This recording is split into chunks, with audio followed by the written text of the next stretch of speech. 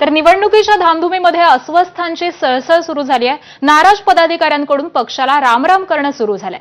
मुंबईमध्ये शरद पवारांच्या राष्ट्रवादीची ठाकरे बंधूंसोबत आघाडी झाल्यामुळे राष्ट्रवादीच्या वाट्याला 10 ते 12 जागा आल्यात आणि यावरून आपण उमेदवारांना तिकीट देऊ शकलो नाही म्हणून राखी जाधव नाराज होत्या।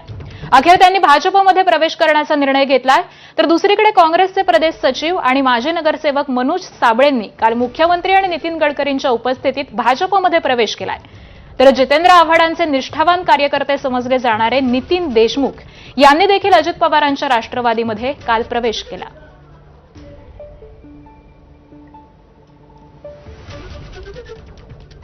त्यामुळे राष्ट्रवादी काँग्रेस शरदचंद्र पवार पक्षाला मुंबईमध्ये मोठा धक्का बसलेला आहे। मुंबई अध्यक्षा राखी जाधव या भाजपमध्ये प्रवेश करणार आहेत। पक्षांतर्गत झालेली नाराजी आणि तिकीट वाटपावरून झालेला गोंधळ यामुळे राखी जाधव या नाराज होत्या आणि आता कमळ हाती धरण्याचा निर्णय राखी जाधव यांनी घेतलेला आहे।